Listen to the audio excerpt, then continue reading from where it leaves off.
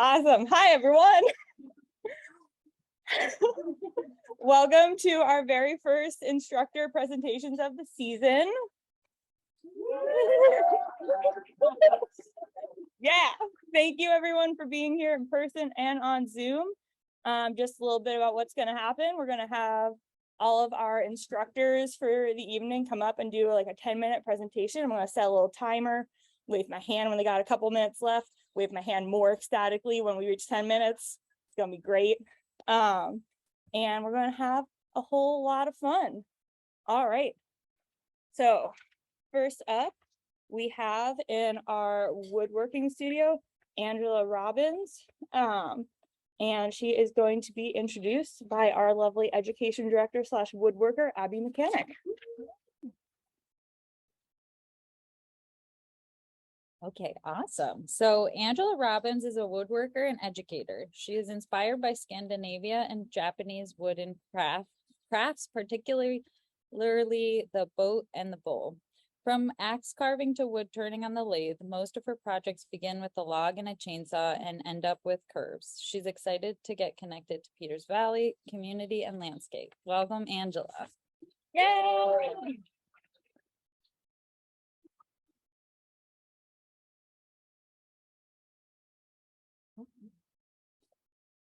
Okay.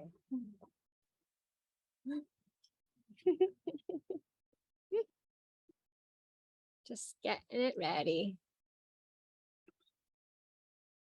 Cool. Okay. So then I just do this? Yep. Okay, just that. Great.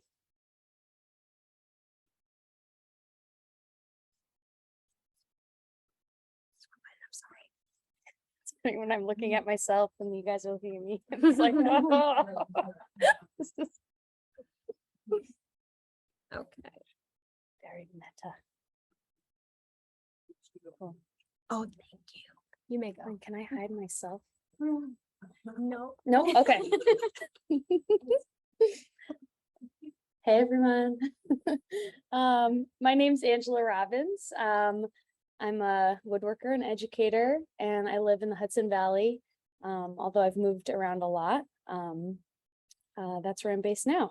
And this is some birch bark on paper birch. I just love paper birch. It's been one of the main trees I really got into woodworking through, and I just think it's gorgeous. So a little bit about my background. I was born in northeastern Japan, north of Sendai there on the coast. My parents were teaching English there. They're both American and white, but I was born in this tiny town that is now sort of my hometown. And so I still go back there. I have people I consider grandparents there. And it's a really special place to me. This is the shrine in the local village. It's called the Raiden Shrine. And my parents gave me the middle name Raiden after this shrine, and it means God of thunder and lightning.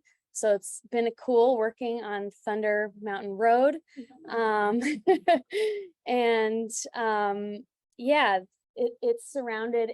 You walk through these red torii gates to get up into the shrine, and it has these beautiful horse chestnuts on each side that are just really stunning. So that's just an important place to me. Jumping forward, my grandmother is a metal sculptor, and since I was really young, she taught me how to work with tools. So I think I was probably 6 when I first got to use a jigsaw, and she had her friend make some baby crib kit, and then she and I constructed it together. And then she's taught me how to use, oxyacetylene torch and plasma cutters, and I've helped her out with her projects. This is the two of us posing in front of one of her pieces of art from the 70s, just having fun. This is me helping put finish on one of her large-scale sculptures. And so that's something that totally lit a spark in me since a really young age, and just, love of making. This is me teaching a young girl how to use a plasma cutter. I got to work at the summer camp in Vermont called Rosie's Girls, where they teach middle school age girls traditionally male dominated trade skills. And so there's woodworking, metalworking, all sorts of stuff. And woodworking is what really caught my attention. Just working there as like an 18-year-old, I was like, this is cool. And so after helping out with that at that summer camp for about 5 summers, I eventually, I'd been working as like a counselor in a high school in my, like after college, but I was like, one of my students was like, Miss Robbins, like, you love dancing and making art. Like, what are you doing here? Like, I'm in an office with no windows. I'm 22 years old, like doing college and career counseling. And they were like, you've got to get out there and like find your way. You've helped us enough. And I was like, you're right, Rose Michelle, you're right. And so I swerved. I quit my job and I applied for an internship in northeastern Minnesota called North House Folk School. It's sort of like my my crafty alma mater. And it was a 10-month internship. And you can see it's like right on Lake Superior and sort of the border of Canada. It looks like this. It's really stunning in the summer, stunning landscape. I actually came to love the deep winter, so much so that like I really miss it now. Like I'm like, where's my -20? Why isn't it icy and snowy all the time? So I just fell in love with it. This is the whole campus, very compact. And they do boat building there. That's a boat that was built there out that they're rowing in the harbor. They have blacksmithing, bread baking, a huge variety of things. So I really just got to dive into traditional craft focus with a real like strong focus on Scandinavian craft as well as Ojibwe craft. So I got into green Scandinavian woodworking. So you can see these are some bowls that were turned fresh. They're still wet, you know, sap is like flying out of them as they're turned on the lathe. These are all pieces my mentor made. And I got to study with him after finishing the internship. I got to do a year-long apprenticeship with him that was funded through the Minnesota State Arts Board. So I got to get my own lathe, all my own tools, and study with him for a year, which was incredible. And that was truly my springboard into being a woodworker and a craftsperson. While doing that, this is all in the Twin Cities, I also got this wonderful job teaching skin on frame boat building to underserved high school age youth in an after school program. So that was really my goal. I studied woodworking because I wanted to be able to teach young people woodworking as a form of empowerment. So it finally sort of came you know, around, which is so awesome that it worked out. And so I was able to have my own bowl turning practice about a quarter of the time. And then I worked at this program for about 3/4 of my time. And then I also, I don't know. Oh, I was wondering if I could drag it up, but anyway, that says Tohoku, Japan, not a big deal. And in 2015, I got to go with a different mentor of mine. I have a lot of mentors. One of my friends was like, how many mentors do you have? Because I kept being like, well, that mentor and then that mentor. So this is my boat building mentor who I first studied woodworking with. He invited me to join him on this Japanese boat building project because it's in the region where I had grown up. I'd lived in Japan from age 8 to 12 as well, so I can speak Japanese. So I was able to help translate a little bit. And be an assistant on this project. And this is the boat builder holding an adze, traditional Japanese adze, and like balancing in flip-flops on the edge of the boat and shaping the stem. And it was just a really amazing and personally meaningful project. This is the launch of the boat. And this is also significant because, as a lot of you probably know, the whole northeast of Japan was hit by the tsunami and earthquake. And so a lot of old wooden boats were destroyed. They were just pulled out to sea. And so this project came after that, being in 2015. And it was a way to preserve the techniques and design that he uses, and also just a way to sort of bring attention to this dying craft. And then jumping forward in 2017, I got invited to do this artist residency at North House Folk School, which is it's now a 2-year-long program. I was there for 1.5 years, where I just got to go back to where I had started and just be free, just create what I wanted to create while also teaching and assisting teachers. And then they also provided funding for us to go to Scandinavia. And so I was able to go to Norway and Sweden and study with woodworkers there. On the left, I got to study just for like 5 days. I just visited with them. These people were building a Viking era ship.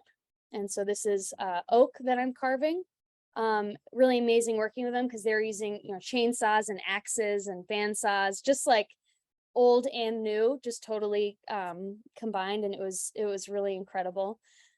And on the right is the first time I got to really study axe carving with a really important mentor to me, Beth Moen. She's a force, and she taught me just like a really ergonomic way to carve. And I'd studied a little bit before, but without any ergonomic tips. And I just thought, this is exhausting and I can't do this.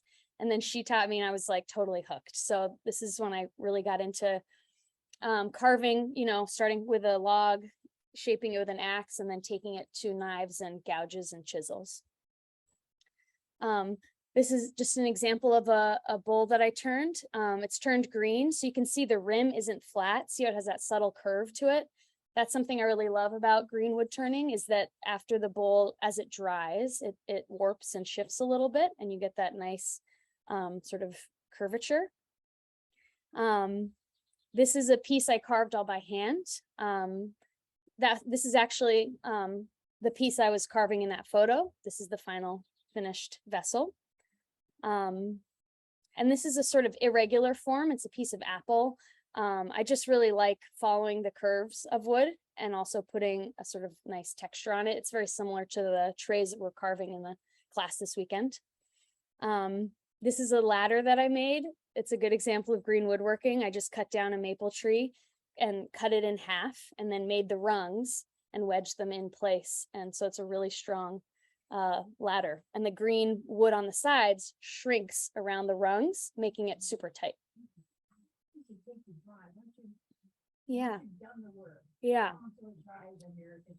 It depends how thick it is, but like a bowl, like maybe a few weeks, and then a ladder like this, maybe a little bit longer, but totally. Yeah. Mm-hmm. And then this is the trays we're carving this weekend. This is a Wagata tray. This is cherry. You can see it has a similar texture as some of the other pieces I've carved.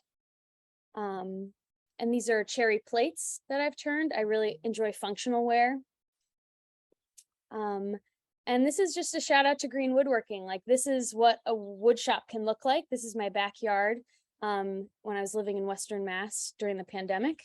I was furloughed from my construction job, so I just set up a green wood shop in my backyard, and I built a bench. This is a little video we won't be able to access, but I'm assuming, right? Yeah. But it's me carving with an axe to Ariana Grande, because I really like carving to music that has a nice beat, specifically 120 beats per minute, which is like CPR. So anyway, I have a whole axe playlist, and I wanted to share that with you, but you can imagine. And let's see, that's the bench in progress. And then that's the finished bench in my backyard. So that's just like a pandemic project I wanted to share with you all. Green woodworking, really simple, and sort of elemental. I'm interested in sculpture too. And so this is sort of a direction I'm currently interested in going in. And I think that's my last slide. Yeah. So thank you, everyone. Thank you. Awesome. Thank you, Angela. All right. So next up, we have in our fiber studio, Miriam Jacobs, and our assistant, Amelia Stern, here to introduce her.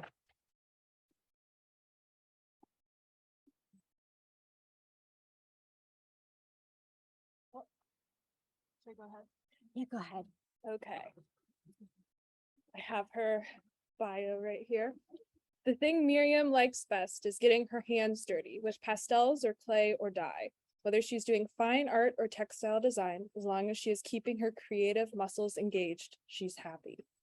To her surprise, she has also discovered another source of happiness, teaching art. She even became a certified art teacher and taught full-time for a while, got 2 prints published, taught at private schools and other places, and for many years at the Montclair Art Museum. Meanwhile, she reads, plays Scrabble, does virtual jigsaw puzzles, goes on walks, and writes long emails.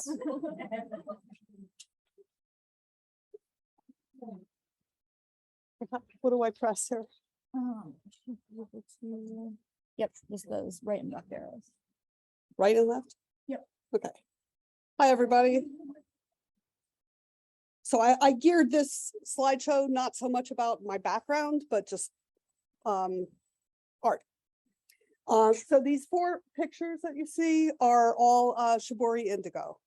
And these are the traditional kinds of folding, which my students learned today. The one in the t-shirt is a pole wrap, where you take a PVC pipe and cloth, and you fix the cloth onto the PVC pipe. And then you wrap string around it and create, the string creates a resist. That'll make the white lines.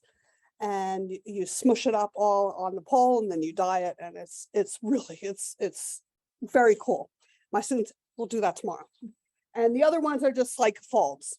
But then as happens with most things that I learn, I get bored and antsy with the, traditional stuff. So then I start doing other things. And I recently discovered the dollar store. So the circles in the middle are from a plastic child's dart toy. And I realized that I could press out all the pieces. So this is in pieces. And then I wrap the fabric around the pieces. So, and little socks, little baby socks. And this is another onesie with a bath mat, courtesy of Bed Bath & Beyond. And this is one of my favorite tools. These central part is made with a vegetable steamer. So you put the steamer on the onesie, and then you wrap the onesie around the steamer or cloth, whatever you're using. Anyways, it's really fun. And this is I think my last shibori indigo. I like this one because it feels like sort of this African pattern. It's and the plastic things, anyone guess? Not my students, because I told them already.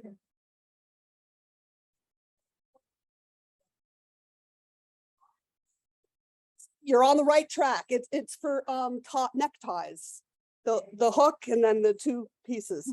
And I was dyeing neckties for a very long time, and I have all these clips. And I just looked at them one day. I'm like, no, I can make it. Oh, I'm live. I'm sorry. Don't apologize. Keep going. I have a very bad mouth. All right, moving along. This is ice cube dyeing. And so you can use some of the folds in shibori that you learn, like fan fold, accordion fold, and you use it on cloth. So this is folded with a fan, and then the dye is applied on top of the ice, and the ice melts and comes onto the cloth. So this is also ice cube dye. The circles are from, again, a bath mat. And it got a lot of white in it, which is, unusual, but very cool. This is a like kimono kind of thing, ice cube dye. And this is a close-up of a different kimono. So you can get very painterly with ice cube dyeing, or, very sort of patterns and rigid. So it's I like to figure out how to push the envelope for these things. So I think that's the last ice cube dye. Oh, no. All right. So I was teaching in Vermont, and I am decked out head to toe in ice cube stuff. So, and what? Thank you. So this is a method called dispersed dye, where you work on paper with dyes and fabric crayons. And when the paper and paint is dry, you stick it in a hot press. And there's a lot of hot presses up on Thunder Mountain. And then the heat lifts up most of the color from the fabric and from the paper and onto fabric. So this is a collage of some pieces that I already dyed and some fresh pieces, which I like to be able to do. This is also dispersed dye without any crayon rubbings, just the dye. This was from a close-up of a tie that I made. And then this is another collage from papers that I made with dispersed dye. And so is this. Then started sort of getting into some textile design. Excuse me. So this is a drawing of a leaf. And then the leaf became many leaves by using a website called Spoonflower, where you can zap your image into different repeats, different patterns. And one of the ones that I like the best is a mirror repeat. So what's on one side is also on the other side. It's very trippy. And you can, I have been known to stay up till 4 o'clock in the morning to see what will, how an image will change. This is a photograph that I took of some pieces that I was going to dye for shibori. But I just like the pieces themselves. So this is also on Spoonflower, took the photograph and then zapped it. So now this is on a piece of fabric. And then, well, this is still textile design. I did a little bit of work in clay. So this is a sculpture that's about this high. And I took a close-up of the sculpture and then went on to Spoonflower and made that into a piece of fabric. And this is another one. This is sort of an assemblage sculpture of some stones.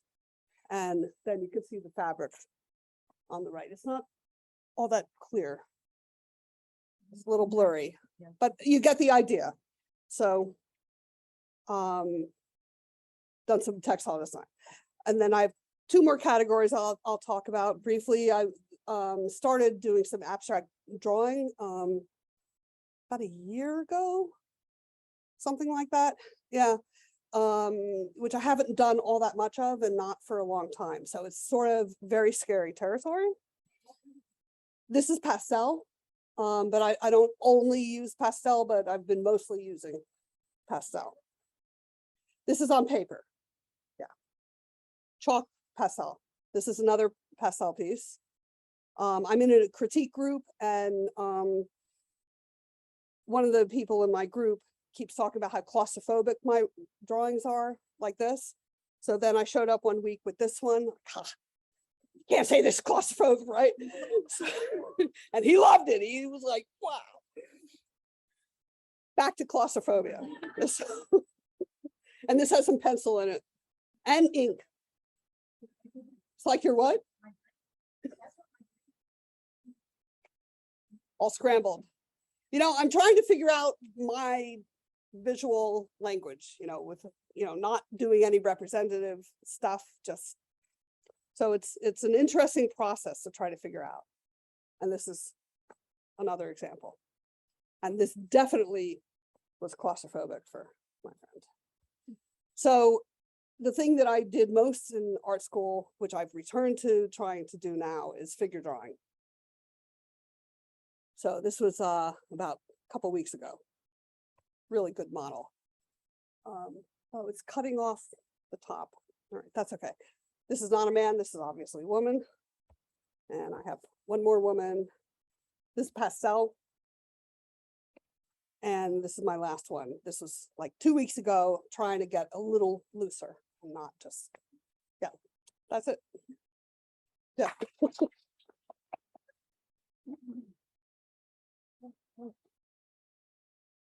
Thank you, Miriam. All right. Last but not least, we have Willow Zietman in our blacksmith shop this weekend. And to introduce her, we have our lovely assistant, Sean Fitzsimmons. Hi, everyone. I'm here to introduce Willow Zietman, the often burnt, queen of the anvils, lady regnant of the 7 forges, sorceress of mushrooms, and mother of silly dragons. She's been a blacksmith for 18 years in the craft, for the past 7 years working at Prospect Hill Forge and the Steel Yard in Providence, Rhode Island. She is the shepherd of a fine flock of sheep and a band of mischievous goats. Her daughter is the cutest ever, and this week she's here teaching Dragons from the Fire. Everyone, Willow Zietman.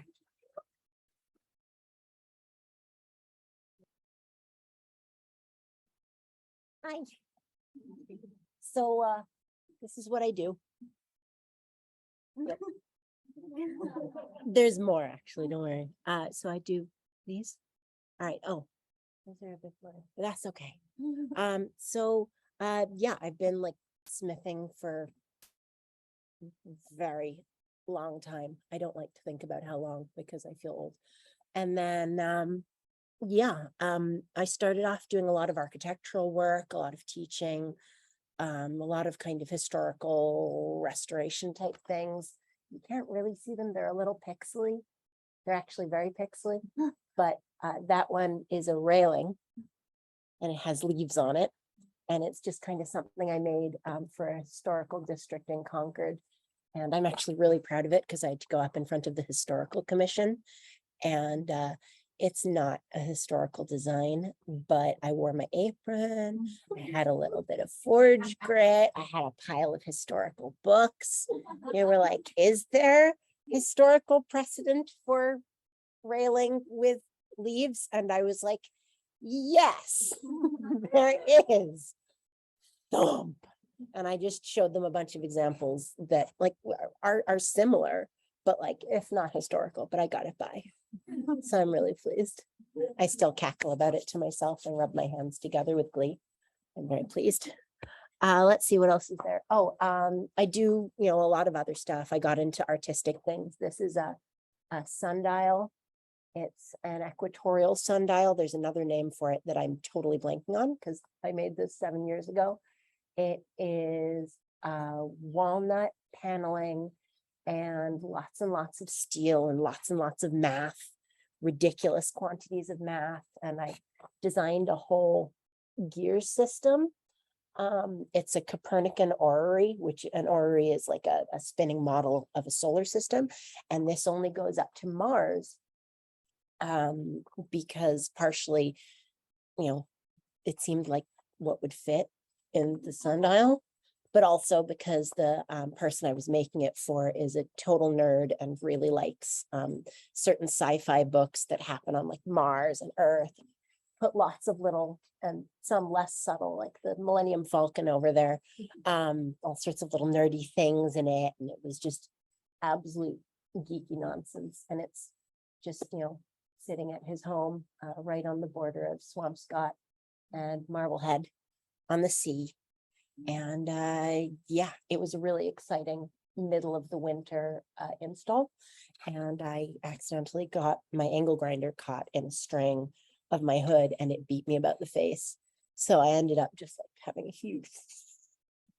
I said, oh, hey, what's that? It's so good. I go home now. And so my blood, sweat, and tears are all over this thing. Like it's pretty gross.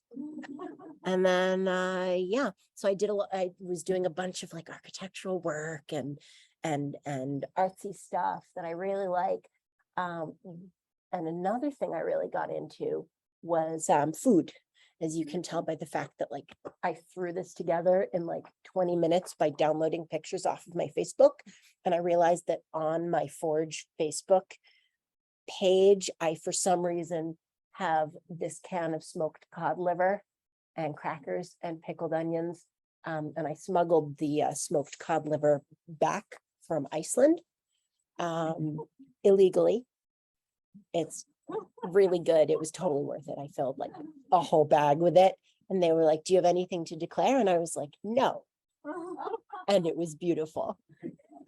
As you can tell, I enjoy fleecing the authorities in small ways. Like, bringing home an entire suitcase full of baby formula with me 2 days ago on a red-eye flight from England. So like, I don't have any here, but like if any of you need baby formula, I'll just like, I can send you a can. Okay. Because that's a whole thing. But yeah, food is a thing. Food, implements cooking over a forge. I also make a whole metric F ton of these things. These are trivets on legs based on Fibonacci spirals. And that's, stuff that I do. It's fun. It's food-based. They're very satisfying. And yes, I made the hummus. It was very yummy. And then, yet more food, yet more trivets and stuff. But a couple of years ago, I ended up TAing a class at the steel yard for Freddie Rodriguez, who is a Colombian blacksmith. And it was absolutely life-changing because he does these crazy forged, like spooky dragons and hippopotamus heads and everything, all just from like a block. He'll start with a block and he'll end up with like an elephant this big. It is nonsense. It is so cool. And it freaking blew my mind. And I was like, well, I can't do scary stuff, but I can do cute stuff. So I started making these little dragon heads and doing them kind of separate from all the food stuff. But then spaces just started creeping up in all my work. This is an egg spoon. It was originally a deeply serious class, and then I just looked at it at the end of the last demo and I was like, this is looking at me. It needs a face. It needs something. So that happened. And, one thing led to another. And now a lot of what I do artistically, because I still do like the architectural stuff and the food stuff, and I really like it. But like, where my heart really lies, as Tolkien might say, is weird little creatures. So this is a deer that I made for the 150 millimeter challenge, which was an international blacksmithing challenge where you take 150 millimeters of 20 millimeter square mild steel. So that's like 3/4 by 6 inch for the Americans in the room. And you do stuff. And that happened. And I just kept it one piece, squished it, and I cut it, and I pulled it, and I folded it, and I messed around with it, and I filed it, and the legs aren't quite right, but that's okay. And I chucked it in the mail, and I sent it off to, totally blanking on where I sent it to. I'll remember as soon as I go away. And yeah, it's part of that little exhibit. And then these are bottle openers. They don't look like it, but they are. The tongues actually open bottles, and that's something I figured out how to do. I wanted to make, something with a tongue that was all one piece. And, that was like years ago, and you can't see it because of the window, but there's actually a very grumpy looking owl in the background. And this is my my photographic debut. I call it designated driver because I'm not a photographer, but I like to give stupid titles to my Instagram photos. There's your owl. So this is, this is designated driver. The owl's the designated driver, and the other three are just sloshed, and yeah, great. Do I have anything else? Really? I guess I don't. Do I go down? No. Oh, I probably forgot a bunch. I was doing this in a rush. That's okay. Oh, no, there is more. Okay, awesome. Great. So yeah, this is the kind of stuff that I do for fun. So this is a dragon that's just made out of a block. And, I pulled the wings out and the arms out and everything. And that is actually a decommissioned chunk of, I think it is some kind of handgun barrel. We got a bunch that were decommissioned from the Boston police, a bunch of blacksmiths, and we all made stuff out of them. And I turned it into this. It's a garden hoe with a little goose head where I keep on wanting to point to this one, but it's where the blade meets the neck of the goose. That thing is a goose head, and it's entirely one piece again. And do I have anything else? No, I don't. Awesome. So basically, that's what I do. It's kind of weird. That was the name of the project. Yeah. Yeah. And it's, it felt really nice just being like, oh, this gun shot at someone in a crime. Let's, bash it so that,